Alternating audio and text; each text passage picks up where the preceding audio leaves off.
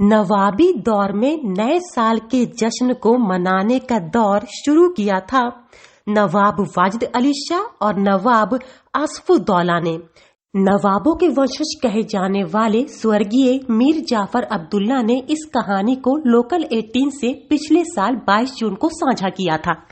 तो सबसे पहले नए साल पर बड़ी बड़ी हांडियों में नवाबी दौर में 56 भोग तैयार होते थे, जिसमें 5 प्रकार की पकौड़ियां होती थी, जिसमें प्याज, मूली, आलू, टमाटर के साथ ही मटर तक की पकौड़ियां होती थीं। और बात करें नवाब वाजिद अली शाह की, तो उनके नवाबी दौर में नए साल पर 55 किलो मलाई गिलौरी तैयार होती थी, जो पूरी प्रजा के बीच में बांटी जाती थी। क्योंकि अवध के नवाबों को दावतों का बहुत शौक था, इसीलिए पुलाव और बिरयानी खास तौर पे तैयार कराए जाते थे। मटन बिरयानी और चिकन बिरयानी नवाबों की खासा पसंदीदा थी, क्योंकि प्रजा में शाकाहारी खाने वाले और मांसाहारी के भी शौकीन थे। इसीलिए शाकाहारी लोगों के लिए अलग से पुलाव तैयार होता था, जबकि मांसाहारी लोगों के लिए खास तौर पे चिकन और मटन की बिरयानी देसी घी के साथ तैयार कराई जाती थी, जिसे हर एक प्रजा के घर में दिया जाता था, ताकि नए साल को जोशो खरोशों के साथ लोग मना सकें। खास तौर पे अवध के नवाब और जाने आलम वाजिद अली शाह के दौर में 5 लाख रुपए सिर्फ नए साल के जश्न पर ही खर्च होते थे। ये पैसे सिर्फ दावतों पर ही खर्च होते थे, जिसमें 56 भोग दास और दासियां मिलकर तैयार करते थे। यह 56 भोग प्रजा के हर एक घर में जाता था। उस दिन किसी भी प्रजा के घर में चूल्हा नहीं जलता था, बल्कि नवाबों की ओर से ही 56 प्रकार के भोग, मिठाइयां, पकौड़ियां और पुलाव तक का भिजवाया जाता था। क्योंकि नवाब वाजिद अली शाह पान और काले गाजर के हलवे के भी शौकीन थे, इसीलिए नए साल पर खास तौर पे वाजिद अली शाह के लिए काले गाजर का हलवा और तरह तरह के पान भी तैयार कराए जाते थे। यही नहीं, शीरमाल रोटी, जिसकी इजाद नवाबी रसोई में ही हुई है, नए साल पर इसे सबसे वीआईपी रोटी माना जाता था।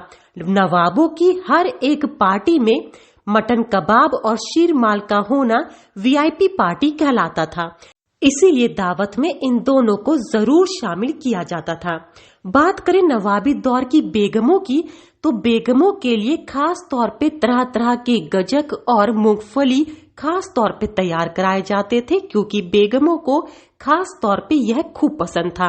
यही नहीं, मटन का सूप और चिकन का सूप भी खास तौर पे नवाब अपनी बेगमों के लिए ही तैयार कराते थे। कहते हैं कि नवाबी दौर की बेगमों के लिए यह सूप बेहद फायदेमंद हुआ करता था।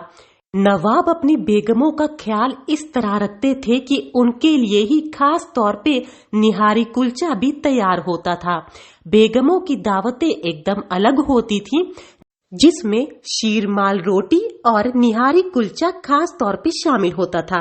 इसके बाद नवाब नए साल पर निकलते थे नगर की सैर के लिए। उनके आने से पहले ही ऊंट को अच्छे से तैयार कर दिया जाता था। ऊंट के साथ ही घोड़ों को भी तैयार करके नवाबों के महल के सामने खड़ा कर दिया जाता था। यही नहीं, नवाबों के महल के बाहर घोड़ों को भी तैयार करके रखा जाता था। दास और उनके चेलों को पता था कि नवाब साहब घोड़ा या ऊंट दोनों में से किसी एक पर ही बैठना पसंद करेंगे, इसीलिए दोनों को दुल्हन जैसा सजाकर उनके महल के सामने खड़ा कर दिया जाता था।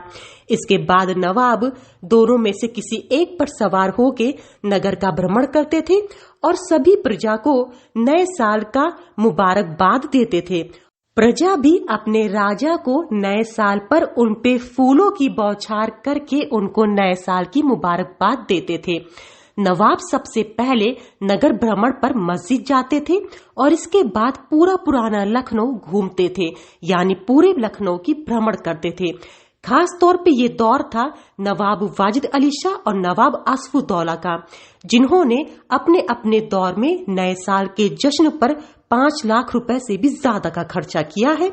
यही नहीं, नए साल पे पूरे नगर को भी दुल्हन की तरह सजा दिया जाता था। प्रजा को पता था कि नवाब साहब नए साल पर प्रजा को तो मुबारकबाद देंगे ही, साथ में पूरे नगर का भ्रमण करने के बाद वह मैदान में जाकर पतंगबाजी भी करेंगे। इसीलिए पूरे लखनऊ को सजाया जाता था, धूमधाम से नए साल के जश्न को मनाया जाता था। नवाबी दौर में नए साल पर खास तौर पे दावतों पर ही ध्यान रखा जाता था, क्योंकि नए साल के जश्न का मतलब था दावतें। जी हाँ, आपको बता दें, इसके बाद नवाब नगर भ्रमण के बाद जाते थे गोमती किनारे के मैदान में, जहाँ पर जमकर पतंगबाजी होती थी। वहाँ पर मौजूद उनके दास भी नवाब साहब के पतंग पेंच उड़ाने का इंतजार करते थे। नवाब वाजिद अली शाह अपने दौर में रह रहे रेजिडेंसी के अंग्रेजों को भी नए साल की शुभकामनाएं देने के लिए जाते थे। उनके साथ उनके दासों के हाथों में तरह तरह के पकवान भी होते थे।